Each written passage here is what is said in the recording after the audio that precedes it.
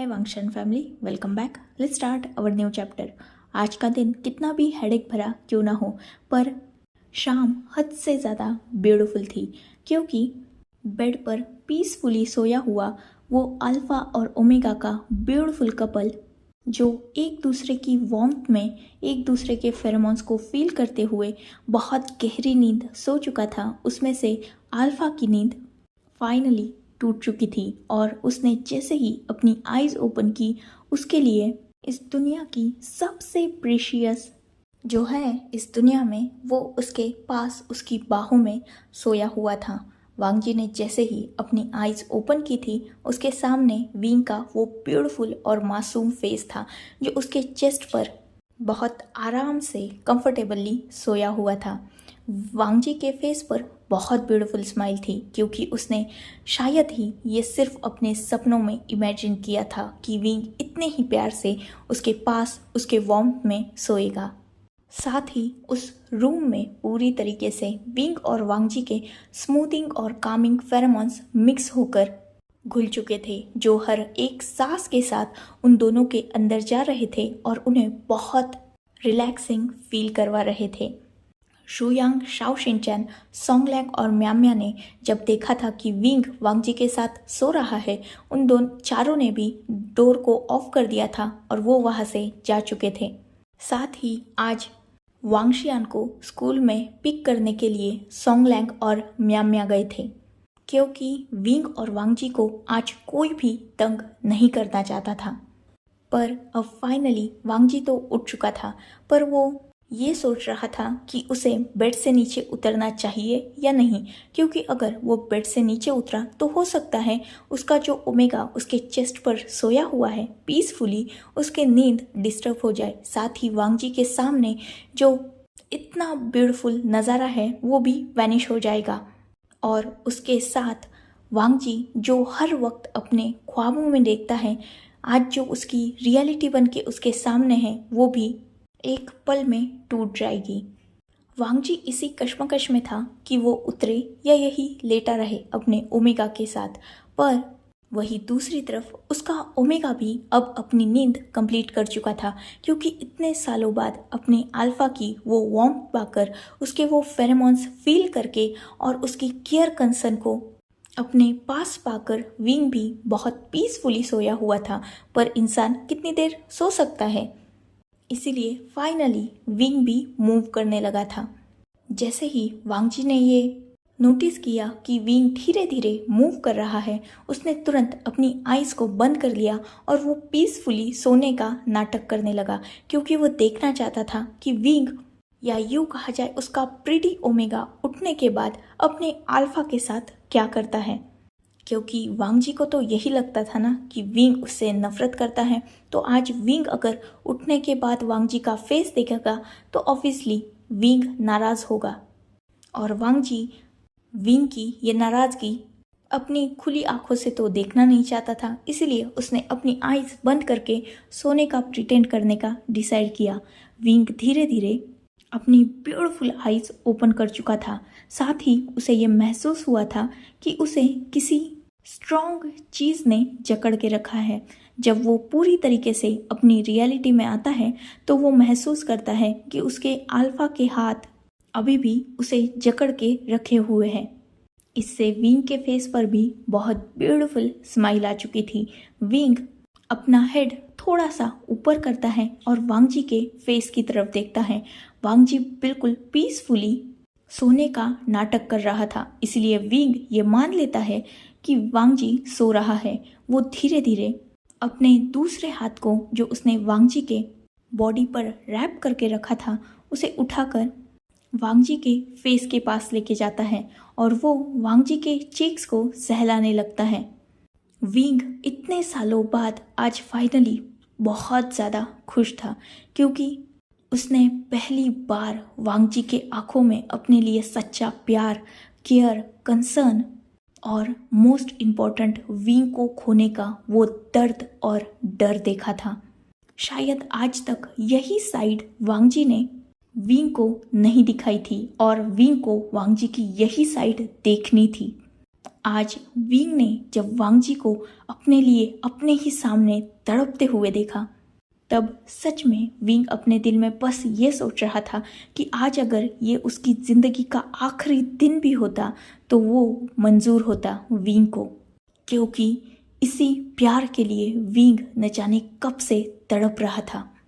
सच में प्यार इस दुनिया की सबसे हर्टफुल फीलिंग है, पर अगर सच्चा प्यार या हम जिसे सच्चे दिल से प्यार करते हैं वो इंसान हमें मिल जाए ना, तो उस फीलिंग से ब्यूटीफुल फीलिंग और कोई नहीं हो सकती। और आज विंग उस दर्द और दुख को एक्सपीरियंस नहीं कर रहा था जो वो पिछले कई सालों से लगातार अपनी ज़िंदगी में जीता आया था, बल्कि आज विंग वांगजी के उस ब्यूटीफुल केयरिंग नेचर को देख रहा था। विंग फाइनली वो हासिल कर चुका था जो उसे अपने अल्फा से चाहिए था। हाँ, लाइफ में बहुत सारी गलतियाँ जिनकी कोई भी माफ़ी नहीं हो सकती, पर अगर एक गलती करे तो दूसरे ने संभाल लेना चाहिए ना। अगर वांगजी ने तब गलती की तो विंग ने उस गलतियों को संभाला था। तब वांगजी वांगशियान को मारना चाहता था, पर विंग ने अपने बच्चे को बचाया था। तो इस हिसाब से अगर अल्फा ने गलती की तो ओमेगा ने उस गलती को सुधारने की कोशिश भी तो की थी ना। फिलहाल तो विंग यही सब सोच रहा था। वहीं दूसरी तरफ वांगजी की हालत खराब हो रही थी। विंग का इतना स्वीट टेक्सचर देखकर वांगजी पूरी तरीके से मेल्ट हो रहा था। सच में अभी वांगजी चाहता था कि वो तुरंत विंग को अपने करीब खींचे और उसे एक टाइट हग करे, पर नहीं, हर कदम संभाल के रखना होगा, क्योंकि वांगजी ने विंग को बहुत ज़्यादा हर्ट किया है और अब वांगजी ये बिल्कुल नहीं चाहता कि उसकी एक ज़रा सी छोटी सी हरकत भी विंग को बुरा फील करवा दे। इसीलिए वांगजी चुपचाप वैसे ही लेटा रहता है। थोड़ी देर बाद फाइनली विंग अपने सोच के दुनिया से बाहर आता है और वांगजी के हाथों को अपने ऊपर से हटाने की कोशिश करने लगता है, क्योंकि ऑब्वियसली विंग को उठना था, उसे फ्रेश होना था, साथ ही अपने बच्चे को देखने भी जाना था। जब वांगजी फाइनली ये रियलाइज़ करता है कि विंग अब उसकी पकड़ से छूटने की कोशिश कर रहा है, वो तुरंत ही अपनी आईज ओपन करता है। विंग की भी नज़र तुरंत वांगजी के फेस की तरफ जाती है, क्योंकि विंग ने ये फील किया था कि उसके ऊपर अब तक वांगजी की जो पकड़ थी वो धीरे धीरे लूज हो रही थी। फाइनली उन दोनों का आई कांटेक्ट हो चुका था और अनकॉन्शियसली ही उन दोनों के फेस पर बहुत ब्यूटीफुल स्माइल आ चुकी थी। विंग का हाथ अभी तक वांगजी के दूसरे शोल्डर पर था और विंग हाफ बॉडी वेट वांगजी के बॉडी पर डालकर उठने के लिए स्ट्रगल कर रहा था। उन दोनों के आई कांटेक्ट होने के बाद विंग अपनी ही जगह थम चुका था। वही वांगजी भी बस विंग की आंखों में देख रहा था। अनकॉन्शियसली ही वांगजी अपना हाथ उठाता है और उसे विंग के गालों पर रख देता है। वो विंग के चीक्स को बहुत प्यार से रफ करने लगता है, साथ ही विंग के फॉरहेड पर आए बालों को बहुत जेंटली और ब्यूटीफुली वो विंग के ईयर के पीछे टक कर देता है, जिससे अब विंग का पूरा फेस वांगजी के सामने था। वांगजी की इन हरकतों से हमारा प्यारा ओमेगा विंग ब्लश कर चुका था। उसने वांगजी की आंखों से अपनी आईज तक हटा ली थी, साथ ही अब वो नीचे की तरफ देख रहा था, पर उसके सामने तो पूरी तरीके से वांगजी ही था ना। तो उसकी नज़र अचानक वांगजी के एडम एप्पल पर चली जाती है, जो विंग को अट्रैक्ट कर रहा था।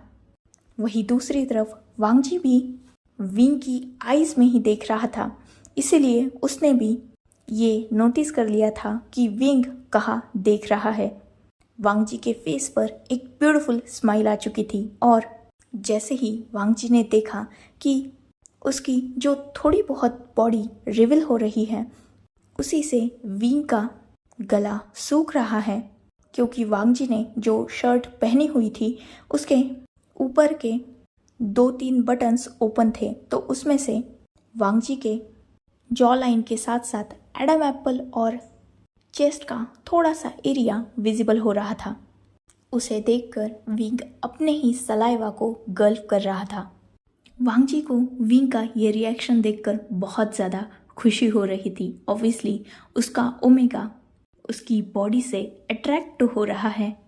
वांग जी जिसका अभी भी एक हाथ विंग के चिक्स पर था, वो विंग के फेस को थोड़ा सा अपने फेस के करीब लाता है। साथ ही वो अपने स्मूथिंग फेरोमोन्स भी रिलीज कर रहा था। उसने विंग की तरफ देखते हुए अपनी डीप और हस्की वॉइस में कहा, do you like it my omega? Wing जिसका ध्यान अभी पूरी तरीके से वांग जी की बॉडी पर था, उसने अनकॉन्शियसली ही अपने हेड को यस में शेक कर दिया और ये रिएक्शन अपने ओमेगा से पाकर वांग जी के फेस पर जो स्माइल थी वो और भी ज़्यादा बड़ी हो चुकी थी। वांग जी ने अपनी स्माइल को कंट्रोल करते हुए फिर से अपनी डीप और हस्की वॉइस का यूज़ किया और विंग से क्वेश्चन पूछा, क्या मैं अपनी शर्ट ओपन कर दूं? क्योंकि देखा जाए तो ये बॉडी मैंने तुम्हारे लिए ही तो बनाई है। अगर तुम चाहो तो मैं इसे तुम्हारे सामने पूरी तरीके से शो कर सकता हूँ और साथ ही तुम इसे टच भी कर सकते हो। वांग जी ने विंग के फेस को अपने पास किया था, इसीलिए वांग जी की इतनी डीप और हस्की वॉइस से विंग अनकॉन्शियसली ही अपने स्टमक में बटरफ्लाइज फील कर सकता था। साथ ही वांग जी की वो ब्रेथ भी विंग अपने फेस पर महसूस कर सकता था। पर वांग जी की बाकी की बातें सुनकर फाइनली विंग अपने होश में भी आ चुका था और वो हड़बड़ाते हुए वांग जी के ऊपर से उठने की नाकाम कोशिश कर ही रहा था। तभी उसने अपने जिस हाथ पर अपना बॉडी वेट डाल रखा था वो स्लिप हो जाता है और फाइनली विंग स्लिप होकर सीधा वांग जी के ऊपर ही गिर चुका था। विंग का फेस वांग जी के नेक एरिया में था, जहाँ से विंग वांग जी के वो स्मूथिंग फेरोमोन्स इनहेल कर रहा था और विंग ने अनकॉन्शियसली ही अपनी आइज़ को बंद कर लिया था और वो डीप ब्रीथ ले रहा था ताकि उसके अल्फा के वो फेरोमोन्स हर एक डीप ब्रीथ के साथ उसके अंदर जा सके। वही वांग जी वो भी विंग की वो डीप ब्रीथ अपने नेक के पास फील कर सकता था। साथ ही वांग जी ने अपने हेड को भी दूसरी तरफ टर्न कर दिया था ताकि विंग को थोड़ा स्पेस मिल सके। आज ओमेगा अल्फा को नहीं बल्कि अल्फा अपने ओमेगा को सीड्यूस करने की कोशिश कर रहा था, जिसमें एक हद तक वांग जी सक्सेसफुल भी हो चुका था। खैर, उन दोनों का ये रोमांटिक सेक्शन चल ही रहा था, तभी विंग और वांग जी के डोर पर नॉक हो जाती हैं, जिससे विंग फाइनली अपने होश में आ चुका था और उसने अब जाके रियलाइज़ किया था कि उसने वांग जी के साथ कैसा बिहेव किया है। वो तुरंत उठ जाता है और हड़बड़ी में भागते हुए सीधा वॉशरूम में घुस जाता है। साथ ही वांग जी जिसे अब मन कर रहा था कि डोर पर जो कोई भी हो उसकी जान ले ले, क्योंकि ऑब्वियसली उस पर्सन ने विंग और वांग जी का इतना ब्यूटीफुल मोमेंट, जिसकी वांग जी न जाने कितने दिनों से या यूँ कहा जाए सालों से वेट कर रहा था, उसे बहुत बुरी तरीके से स्पॉइल कर दिया था। पर खैर, अब विंग वॉशरूम में भाग चुका था तो रूम में बस वांग जी ही था और उसे तो डोर ओपन करना ही था। इसलिए अनमने मन से और फ्रस्ट्रेटेड फेस के साथ वांग जी बेड से नीचे उतरता है और डोर को ओपन करता है। बाहर सॉन्गलैंग था, जिसे देखते ही वांग जी अपना गुस्सा कंट्रोल नहीं कर पाता और लगभग सॉन्गलैंग पर शाउट करते हुए कहता है, तुम्हें यहाँ किसने बुलाया? सॉन्गलैंग जिसे वांग जी का ये रिएक्शन एक्सपेक्टेड नहीं था, इसीलिए वो अपने आसपास पहले देखता है, फिर खुद की ही तरफ पॉइंट करते हुए कहता है, क्या तुम मेरी बात कर रहे हो? वांग जी जो ऑलरेडी इरिटेड था वो झल्लाते हुए कहता है, यहाँ तुम्हारा भूत खड़ा है क्या? मैं तुम्हारी ही बात कर रहा हूँ, तुम्हें यहाँ किसने बुलाया? सॉन्गलैंग वांग जी की तरफ गुस्से से देखते हुए कहता है, मैं तो बस तुम्हें डिनर के लिए बुलाने आया था, विंग कहाँ है? तब वांग जी अपनी उसी इरिटेटिंग और शाउटिंग वॉइस में कहता है, तुम्हारे पास तुम्हारा ओमेगा है ना, तुम उसके पीछे भागो ना, हमेशा क्या विंग विंग करते रहते हो, भूलो मत विंग मेरा है।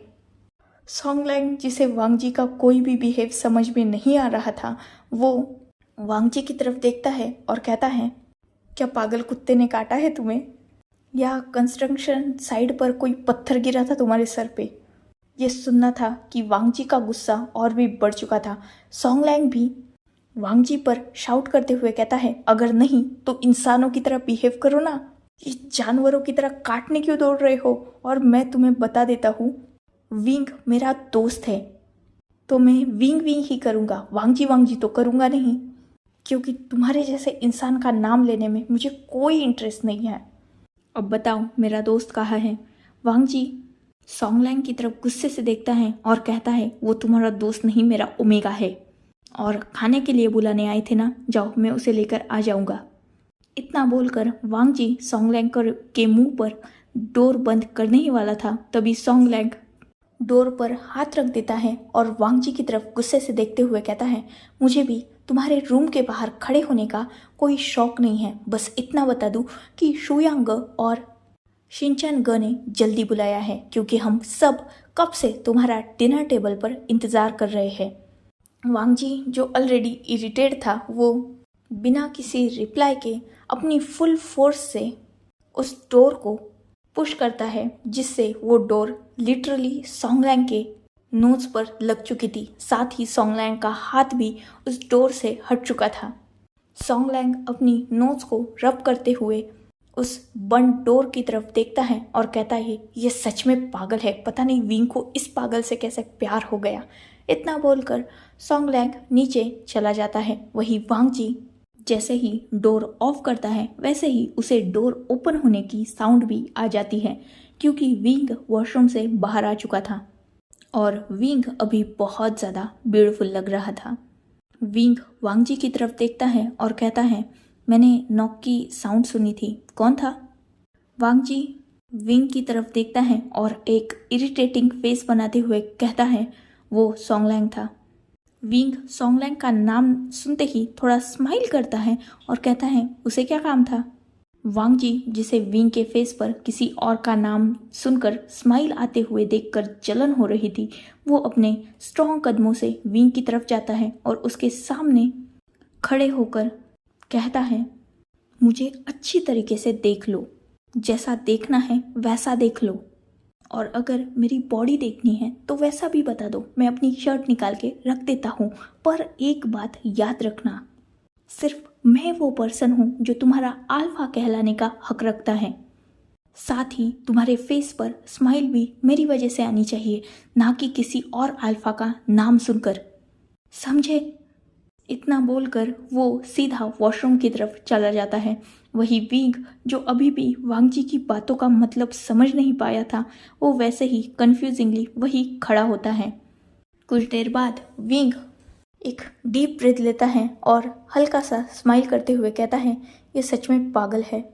इतना बोलकर वो हल्का सा फ्रेश होता है, अपने फेस पर कुछ क्रीम्स वगैरह अप्लाई करके वो वांग जी का इंतज़ार करने लगता है, ताकि वो वांग जी के साथ नीचे जा सके। फाइनली कुछ देर बाद वांग जी भी वॉशरूम से बाहर आ जाता है, जो ऑलरेडी फ्रेश हो चुका था और बहुत हैंडसम लग रहा था। विंग वांग जी की तरफ देखता है और कहता है, हो गया हो तो नीचे चले, भूख लगी है मुझे। वांग जी अपना हेड नोट करता है और वो दोनों भी फाइनली नीचे डिनर टेबल पर चले जाते हैं, जहां वांग शियान बहुत बेसब्री से अपने दोनों फादर्स का वेट कर रहा था। जैसे ही वांग शियान विंग और वांग जी को देखता है, वो अपनी चेयर से उतर जाता है और भागते हुए दोनों के पास आता है, क्योंकि ऑब्वियसली सॉन्गलैंग और शाओ शिनचैन ने वांग शियान को भी बता दिया था जो हुआ था, इसीलिए वो बच्चा भी अपने पेरेंट्स के लिए वरीड था। वांग शियान तभी विंग और वांग जी से मिलना चाहता था, पर सॉन्गलैंग, शुयांग और शाओ शिनचैन तीनों ने उसे समझा दिया था कि उसके दोनों पेरेंट्स को अभी नींद की ज़रूरत है और वो दोनों सो रहे हैं, साथ ही वो सही सलामत है, इसीलिए वांग शियान उनसे रात में मिल सकता है। वांगशियान जैसे तैसे करके इस बात को मान गया था, पर अभी वो डिनर टेबल पर बहुत बेसब्री से अपने पेरेंट्स का वेट कर रहा था। सच में आज वांगशियान को अपने पेरेंट्स को ऐसे एक साथ नीचे आते हुए देखकर बहुत खुशी हुई थी। साथ ही अपने वरीडनेस के चलते वांगशियान सीधा चेयर से उठकर उन दोनों के पास आकर उन्हें हक कर चुका था, वो भी साथ में। उसने विंग और वांगजी के एक एक लेग को साथ में हक कर लिया था। विंग और वांगजी दोनों भी अपने नीज के बल बैठते हैं और वो भी अपने बेटे को दोनों साथ में ही हक करते हैं, क्योंकि ऑब्वियसली आज के इंसिडेंट से वो दोनों भी फैमिलीज और जान की वैल्यू समझ चुके थे, साथ ही प्यार की भी। स्पेशली वांगजी जो अपने फैमिली की वैल्यू बहुत अच्छी तरीके से समझ चुका था। वो सच में अब किसी भी हालत में बस विंग और वांगशियान को अपने पास चाहता था, उन्हें सहेज के रखना चाहता था और उन्हें एक ब्यूटीफुल फैमिली देना चाहता था। एज अ अल्फा उन्हें सिक्योरिटी प्रोवाइड करना चाहता था, साथ ही वो अपनी इस छोटी सी क्यूट सी फैमिली की ढाल बनना चाहता था। सो कुछ देर बाद वो तीनों भी अपना हक ब्रेक करते हैं और डाइनिंग टेबल पर आ जाते हैं। आज इतने दिनों बाद फर्स्ट टाइम विंग और वांगजी दोनों भी साथ में डाइनिंग टेबल पर बैठे हुए थे। इससे पहले वांगजी दूसरी साइड और विंग दूसरी साइड बैठा करता था, पर आज पहली बार विंग ने यह अलाउ किया था वांगजी को कि वो उसकी साइड में बैठ सकता है।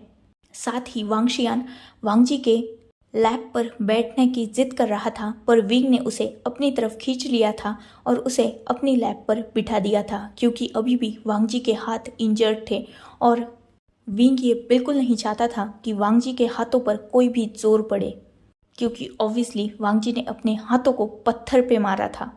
तो उसके हाथों को जब विंग ट्रीट कर रहा था, तब विंग ने देखा था कि वांगजी के हाथ कितने ज़्यादा सॉलन हो चुके हैं, साथ ही उनमें से बहुत ज़्यादा खून भी बह रहा था। और विंग अभी ये बिल्कुल नहीं चाहता था कि उसके अल्फा के हाथों पर कोई भी जोर गिरे, इसीलिए उसने वांगशियान को अपनी तरफ खींच लिया था। सबका ध्यान आज उन दोनों की तरफ था। वांगजी के आंखों में तो पहले भी विंग के लिए प्यार दिखता था, पर आज विंग की भी तरफ से कुछ पहल तो नज़र आ रही थी। विंग के फेस की वो ब्यूटीफुल स्माइल, उसका वो फेस का ग्लो, साथ ही आंखों की चमक, उसके बात करने का तरीका और वांगजी की तरफ वो जिस नज़र से देख रहा था, वो सब हरकतें सबको ये क्लियरली इंडिकेट कर रही थी कि फाइनली विंग वांगजी को माफ कर चुका है। बस अब सबको इंतज़ार था विंग और वांगजी के उस हैप्पी फैमिली को देखने का, पर उसमें अभी भी थोड़ा वक्त था शायद। खैर फिलहाल सबको भूख लगी थी। सारे सर्वेंट्स सबको सर्व कर रहे थे। शुयांग, शाओ शिनचैन, साथ ही सोंगलैंग और म्याम्या, वो चारों भी विंग की तरफ देख रहे थे, जो वांगजी की हद से ज़्यादा केयर कर रहा था। विंग ने वांगजी की प्लेट को सीधा किया था, साथ ही सर्वेंट जो खाना प्लेट में डाल रहे थे, विंग उसे प्लेट में अपने हिसाब से अरेंज कर रहा था। साथ ही वो वांगशियान को भी अच्छी तरीके से देख रहा था। विंग जिसका ध्यान फिलहाल सिर्फ अपने अल्फा और अपने बच्चे की तरफ था, वो बाकी किसी की तरफ भी देख नहीं रहा था। पर कुछ देर बाद फाइनली वो पूरी प्लेट अरेंज करने के बाद ऊपर की तरफ देखता है और उन चारों की इंटेंस नज़रों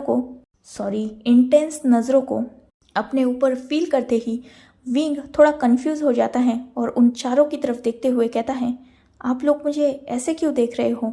शुयांग अपने थ्रोट को क्लियर करते हुए कहता है, वो एक्चुअली कुछ नहीं, हम तो ये पूछना चाहते थे कि तुम्हारी तबीयत कैसी है, क्या तुम अब बेटर फील कर रहे हो? विंग एक स्माइल के साथ शुयांग की तरफ देखते हुए कहता है, हाँ यांग, मैं बहुत अच्छा फील कर रहा हूँ। ये सुनकर शुयांग के फेस पर स्माइल आ चुकी थी, साथ ही शाओ शिनचैन, सोंगलैंग और म्याम्या के भी। खैर वो सब डिनर स्टार्ट करते हैं, पर वांगजी जिसने देखा था कि विंग उसकी केयर कर रहा है, तो ये चांस वांगजी छोड़ना नहीं चाहता था। वो अपने हाथों में स्पून पकड़ता है और माउथ को ओपन करता है ताकि वो बाइट को उठाकर अपने मुंह में डाल सके, पर खुद होके ही बीच हवा से वो स्पून नीचे छोड़ देता है, जिससे प्लेट की और स्पून की आवाज़ हुई थी और सबका ध्यान वांगजी की तरफ चला गया था।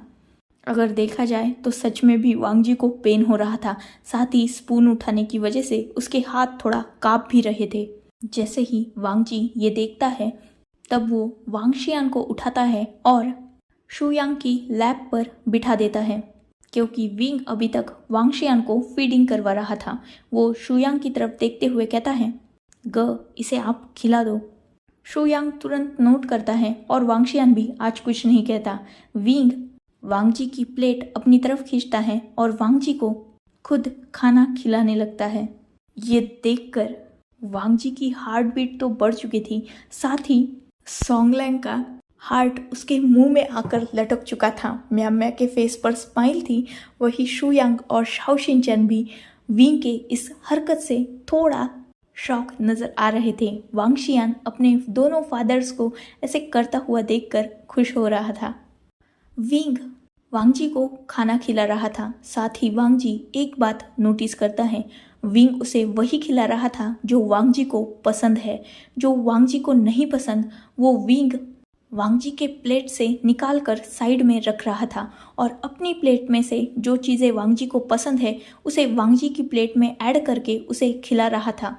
वांगजी समझ चुका था कि विंग आज भी उसकी किसी भी हरकत को भूला नहीं है, ना उसकी पसंद नापसंद को भूला है, ना ही वो वांगजी को भूल पाया है, बल्कि वांगजी की ही गलतियों की वजह से विंग बस उससे नाराज है। खैर, थोड़ी देर बाद ऐसे ही लवी डवी होते हुए सब अपना डिनर कंप्लीट करते हैं। सब उठ जाते हैं और लिविंग हॉल में जाकर बैठ जाते हैं, क्योंकि उन्हें एक दूसरे से डिस्कस भी तो करना होगा ना कि आज जो हुआ वो क्यों हुआ, रीज़न क्या था, कैसे हुआ, कितने लोग इंजर्ड हुए, कितने लोगों को हेल्प करनी है, गलती किसकी है, सज़ा किसे मिलनी चाहिए। इन सब चीज़ों को कैलकुलेट उन सब को ही करना था, इसीलिए वो सब बैठकर आज जो हुआ उस पर डिस्कस कर रहे थे। कुछ देर के डिस्कशन के बाद सब उठ जाते हैं, क्योंकि सब ने डिसाइड कर लिया था कि वो जाकर सो जाएंगे। ऑलरेडी बहुत लेट हो चुका है, इसलिए सब उठ जाते हैं और अपने अपने रूम की तरफ निकल जाते हैं। वही अब हॉल में सिर्फ विंग और वांगजी बचे हुए थे, क्योंकि विंग ये देखना चाहता था कि वांगजी जाता कहाँ है, अपने रूम में या उसके साथ उसके रूम में सॉरी। और वांगजी ये देखना चाहता था कि विंग उसे अपने रूम में जाने से मतलब विंग के खुद के रूम में जाने के लिए अलाउ करता है, या आज भी वांगजी को रात को अकेले ही सोना पड़ेगा।